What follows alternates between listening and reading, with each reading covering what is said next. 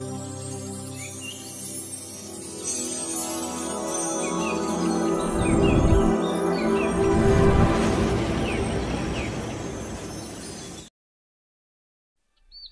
कृष्णा, राधे राधे। स्वागत है आप सभी का गोविंद भजो चैनल पर।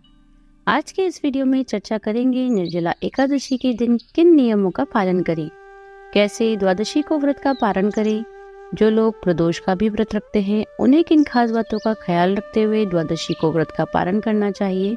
यह वीडियो आपके लिए बहुत उपयोगी होने वाला है, तो वीडियो को एंड तक जरूर देखें। तो चलिए शुरू करते हैं। ज्येष्ठ मास के शुक्ल पक्ष की एकादशी को निर्जला एकादशी कहा जाता है। इस व्रत को सबसे पहले पांडु पुत्र भीम ने किया था, इसलिए इस एकादशी को भीमसेनी एकादशी और पांडव एकादशी के नाम से भी जाना जाता है। इस एकादशी को साल की सबसे बड़ी और महत्वपूर्ण एकादशी माना जाता है।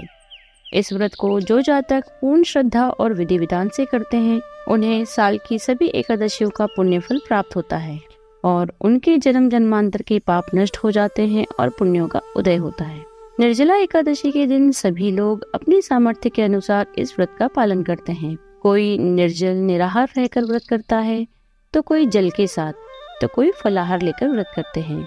लेकिन धर्म ग्रंथों के अनुसार बुजुर्ग, रोगी, बच्चे, गर्भवती महिलाएं इन्हें निर्जल निराहार व्रत नहीं करना चाहिए। ऐसे लोगों को फलाहार लेकर अपने व्रत का पालन करना चाहिए।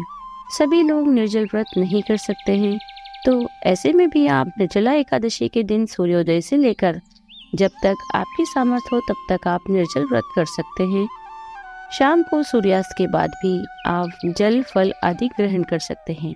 भगवान तो श्रद्धा और भक्ति के भूखे होते हैं। आप जिस भाव से पूजा करेंगे, जिस भाव से व्रत करेंगे, वे तो उसी भाव से आपको अपना लेंगे। निर्जला एकादशी के दिन आप अपने सामर्थ्य के अनुसार व्रत नियमों का पालन करें।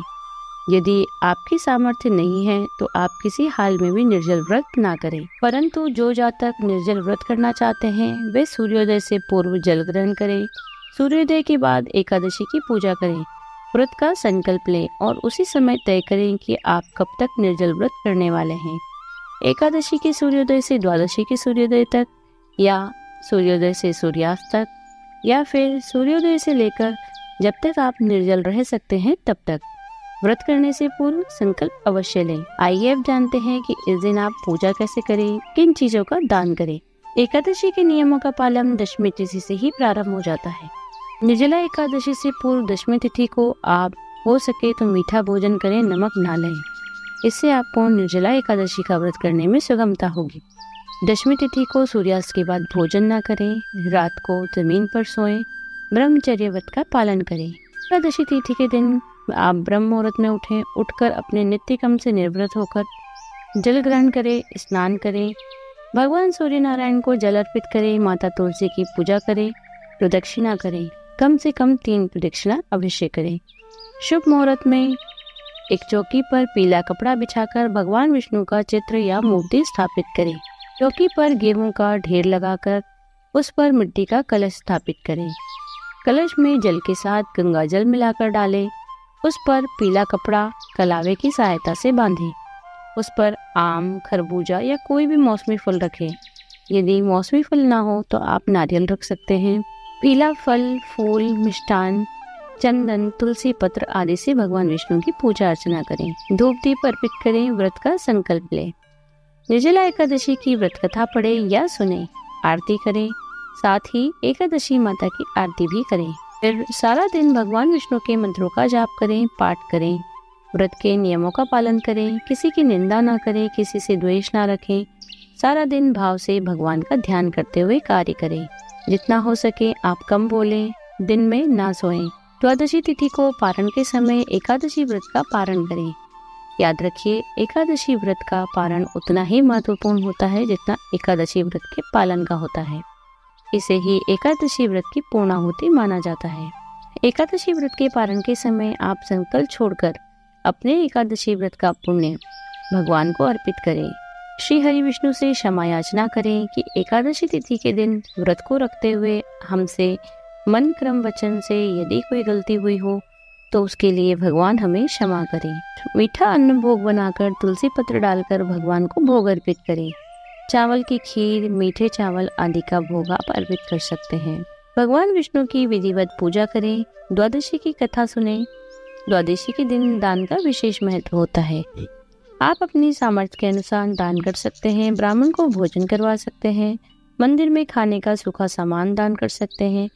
यदि ब्राह्मण ना मिले तो किसी जरूरतमंद को भी दान दे सकते हैं। गाय को घास खिलाएं। पक्षियों को, चींटियों को दाना डालें। जल का दान अवश्य करें। द्वादशी के दिन चावल का दान भूमि के दान के बराबर माना गया है। आप भी पारण समय के अंदर ही व्रत का पारण करें। निर्जला एकादशी व्रत का पारण तुलसी डालकर या जल ग्रहण करके किया जाता है। इसके बाद आप अन्न खा सकते हैं। द्वादशी के दिन चावल खाना भगवान के 56 भोग के महाप्रसाद खाने के समान माना जाता है। एकादशी तिथि पर सारे पाप कर्म चावल में रहते हैं, इसीलिए एकादशी को चावल का त्याग करना बताया जाता है। अब जिन्हें प्रदोष व्रत रखना है वे जातक जल ग्रहण करने के बाद फल दूध से व्रत का पारण करें। इससे आपके व्रत का पारण भी हो जाएगा और आपका प्रदोष व्रत भी खंडित नहीं होगा।